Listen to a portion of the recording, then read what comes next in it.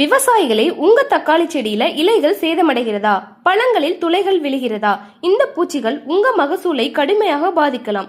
இந்த வீடியோவுல முக்கிய தக்காளி பூச்சிகள், அவற்றின் அறிகுறிகள் மற்றும் கட்டுப்பாட்டு முறைகளை எளிமையாக தெரிந்து கொள்வோம். பொதுவா தக்காளின்னு எடுத்துக்கிட்டா இதுல அதிகமா வரக்கூடியது ஃப்ரூட் போரர், காய்ப்புழு.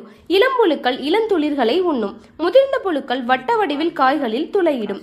இந்த புழுக்கள் காயினை துளைத்து தலைப்பகுதியை உட்செலுத்து உடலின் பாதி பின்பகுதியை வெளியே வைத்து கொண்டு சாப்பிடும். இதனால மகசூல் பாதிக்கப்படும். அடுத்து செர்பன்டைன் லீஃப் மைனர், சுரங்கப்பூச்சி. இலைகள் துளைக்கப்பட்டு வெண்ணிற கோடுகளால் இலைகளில் காணப்படும். நாளடைவில் இலைகள் வாடி காய்ந்து உதிர்ந்துவிடும். அடுத்து ஒயிட் ஃப்ளை, வெள்ளை ஈ. இது பாத்தீங்கன்னா இலையோட மேல்பரப்பு மற்றும் கீழ்பரப்பில் உட்கார்ந்து சாறை உறிஞ்சுறதுனால இலைகள் மஞ்சள் நிறமாக மாறும். இலைகள் அடிப்புறத்தில் சுருண்டு பிறகு காய்ந்து விழுந்துவிடும். இப்பூச்சிகளின் தாக்கத்தினால் தக்காளி இலைச்சுருள் என்னும் வைரஸ் நோய் பரவுகிறது. அடுத்து த்ரிப்ஸ், இலைப்பேன். இது இலைகள்ல உட்கார்ந்து சார உறிஞ்சுறதுனால இலைகளின் மேல் பரப்பில் வெண்ணிற தட்டுக்கள் காணப்படும்.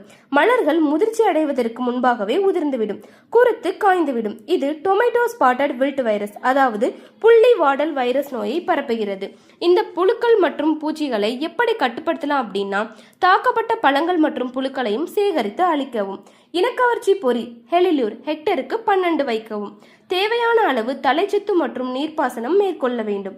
அதோட மட்டும் இல்லாம நம்மளோட தயாரிப்பான இன்ஃபினிட்டியை கொடுக்கறதுனால தக்காளியில வரக்கூடிய அனைத்து விதமான பூச்சிகளையும் கட்டுப்படுத்தலாம். எனவே அனைத்து விவசாய பெருமக்களும் இதனை வாங்கி பயனிடுமாறு கேட்டுக்கொள்கிறேன்.